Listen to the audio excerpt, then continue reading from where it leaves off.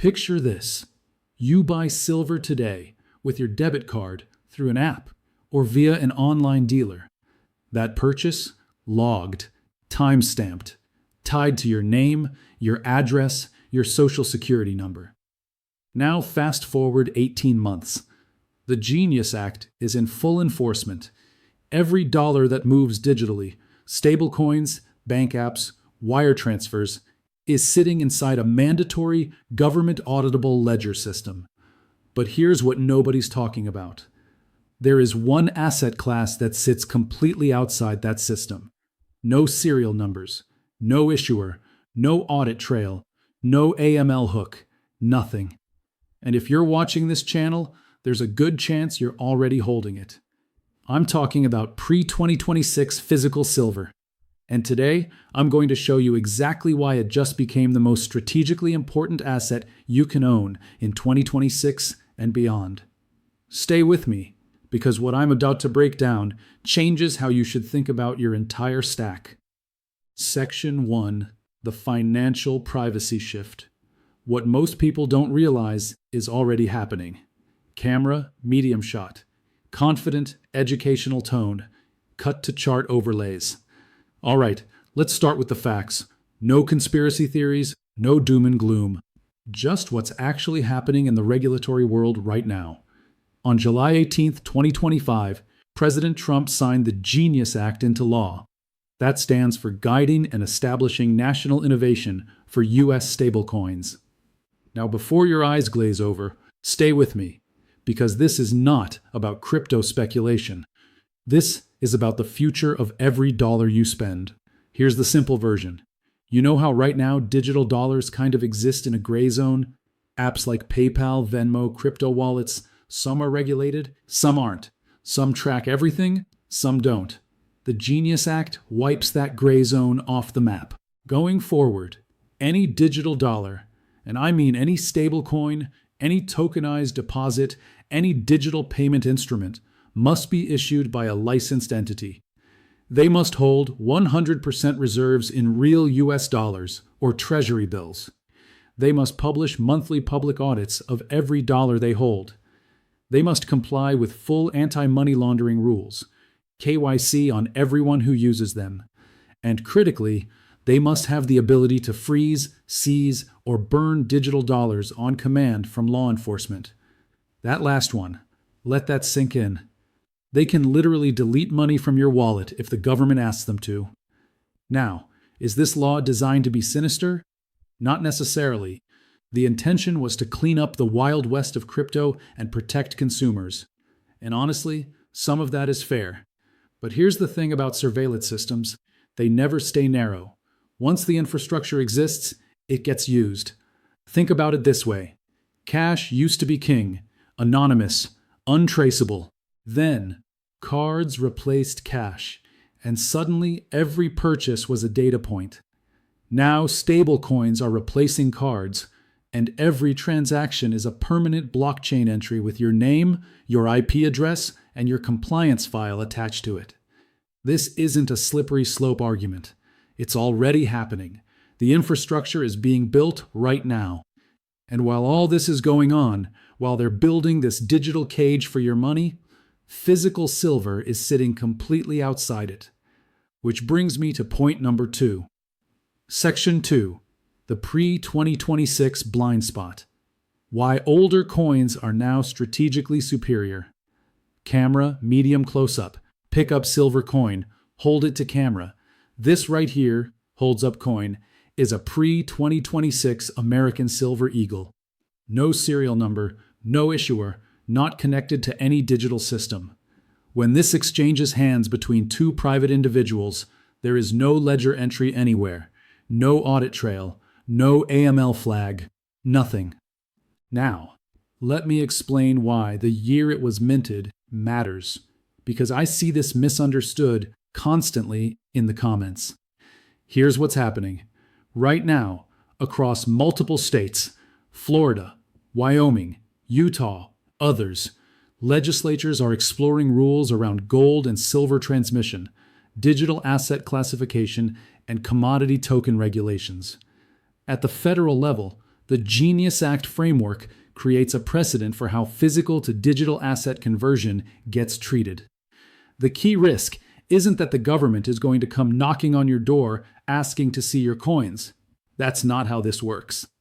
The real risk is at the point of conversion, when you eventually want to turn your silver into spendable money. If you're selling post-2026 silver that was acquired through a tracked KYC purchase through a digital platform, or, and this is the scenario to watch, if future mints start incorporating serialization or digital certificates of authenticity into new coins and bars. Suddenly, your silver isn't just physical, it has a digital identity, and that digital identity connects to you. Pre-2026 silver has none of that. It predates the framework. It was minted, sold, and often exchanged in a world where none of these rules existed. That's the blind spot. And here's the thing about COMEX that makes this even more interesting. On the first notice day of the March 2026 futures contract, over 10,500 contracts stood for physical delivery. That's more than 52 million ounces. And the registered inventory, the silver that's actually available for delivery, had already dropped 31% in just a few months to roughly 86 million ounces. Do the math. That's more than 60% of available inventory being demanded at once. While the paper silver price can be managed and suppressed on the futures market, and we've talked about how that works before, the physical silver market is screaming something completely different. Real supply is tightening, real demand is exploding, and real, physical, off-grid silver is becoming harder and harder to get. This isn't a prediction. These are the actual delivery numbers from March 2026, which brings me to what you should actually be doing about it right now. Interval hook. Before I get into the tactical breakdown, the actual action steps, I want to ask you something. How many of you have audited your stack for pre- versus post-2026 dated coins? Not silver value, not spot price, just when was each piece minted? Drop your answer in the comments right now. It takes 10 seconds and I read every single one. Because here's what I want to show you in the next section. This isn't just about privacy. This is about asymmetric positioning. This is sovereign level wealth strategy. And it's available to anyone watching this video right now before the window closes. Let's keep going. Section 3. Tactical wealth protection. The actual action plan. What to do right now. Shift to advisory tone like a trusted mentor. All right, here's where we get practical. Because I'm not here to scare you. I'm here to give you a plan. Step 1. Audit your existing stack. Go through what you have right now. Separate it by mint year. Pre-2026 coins, rounds, and bars, that's your core privacy stack. Those are the pieces with the longest runway before any regulatory framework could potentially touch them. Step 2. Prioritize new physical acquisitions.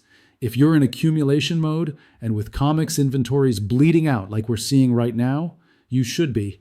Prioritize pre-2026 dated product while you can still find it at reasonable premiums. This is not forever. Supply of pre-2026 product naturally shrinks as time goes on. Step 3. Avoid paper silver and digital claims. I've said it before and I'll say it again. ETFs, paper futures contracts, tokenized silver. These are all digital representations of physical metal. Under the new regulatory regime, they're subject to exactly the kind of audit trails and AML compliance we just talked about. They are not a substitute for physical. If you don't hold it, you don't own it. That's not a bumper sticker. That's the practical reality in a world where digital assets can be frozen at the push of a button. Step 4. Store it personally. Home safe, private vault, non-custodial arrangement.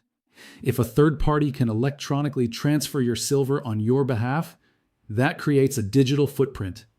The whole point of physical is that it's in your hands, not on a ledger. Now, a quick word on risk management, because I want to be straight with you. This is strategic positioning based on real regulatory trends and real supply data.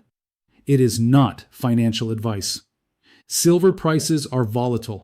Physical silver has premiums, storage costs, and liquidity considerations that paper silver doesn't. Building a diversified stack over time, not panic buying everything at once, is always the smarter approach. What I'm giving you is a framework. What you do with it is your decision. That said, the timing here is unusually compelling. You have a genuine COMEX supply squeeze happening right now. A new regulatory framework that makes physical more strategically valuable relative to digital. And a price that, while elevated versus 2023, is still nowhere near where the fundamentals of this squeeze point. The window won't be open forever. Section 4, the bigger picture. Why this changes everything for stackers. I want to zoom out for a second. A lot of people come to silver for the price upside. And look, with the COMEX squeeze, central bank buying, industrial demand from solar and EVs at record levels, and the macro backdrop of a weaker dollar, the price case for silver is genuinely strong. But there's a different group of stackers, people who aren't just here for profit. People who stack because they believe wealth should be sovereign, because they believe you should have assets the system can't reach. For those people, and I think a lot of you watching this fall into that camp, pre-2026 physical silver isn't just an investment. It's an insurance policy. Insurance against a financial system that is rapidly moving toward total digital transparency. Insurance against the ability of institutions to freeze, seize, or inflate away your wealth with a few keystrokes. A Silver Eagle minted in 2024 doesn't care about the Genius Act. It doesn't know what a stablecoin is. It can't be burned from a digital wallet. It can be passed hand to hand, held for decades, and spent in any collapse scenario where digital systems fail. That's not a fringe idea anymore. That's becoming mainstream financial strategy. So here's where I land on this. Stack the physical. Prioritize pre-2026 dated product. Avoid paper and digital claims. Store it personally. And keep watching what happens with COMEX deliveries.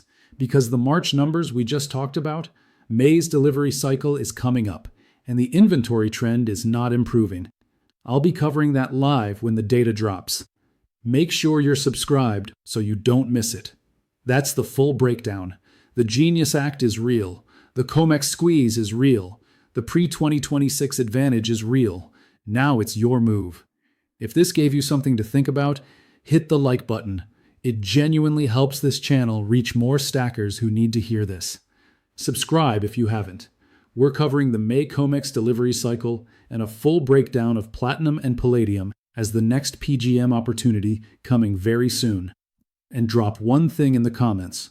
Are you a pre-2026 stacker, a post-2026 stacker, or just getting started? I want to know where everyone's at. I'll see you in the next one. Stack on.